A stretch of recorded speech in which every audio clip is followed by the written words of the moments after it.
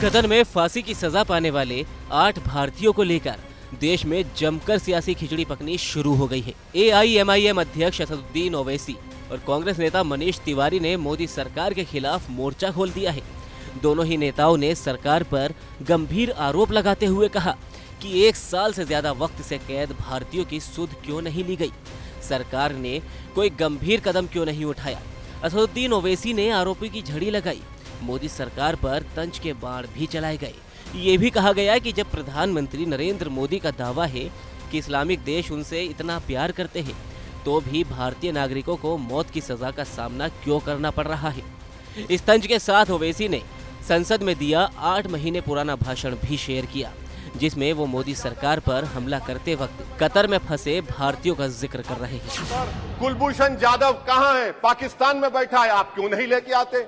आप विश्वगुरु कहते हैं, कुलभूषण जाधव को भूल गए आप।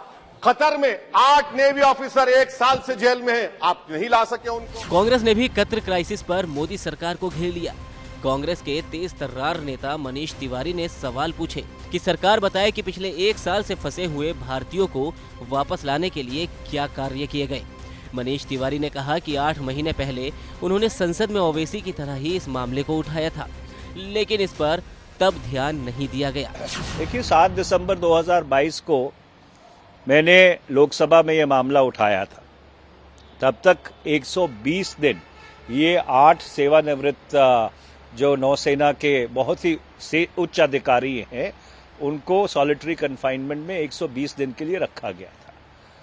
मेरे उस 0R के इंटरवेंशन का जवाब डॉक्टर जयशंकर ने एक खत के माध्यम से दिया 26 दिसंबर को, जिसमें उन्होंने ब्यौरा दिया कि भारत सरकार क्या कर रही है इनको मदद पहुंचाने के लिए।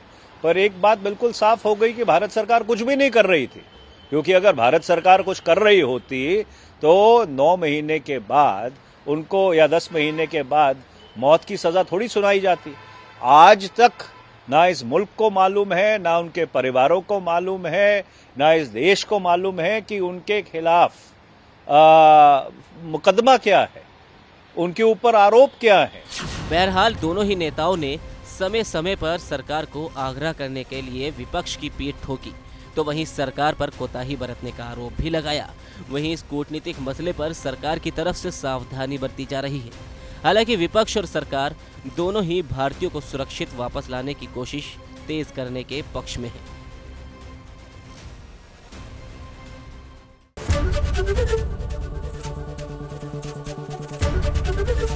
ABP गंगा, खबर आपकी, जुबान आपकी।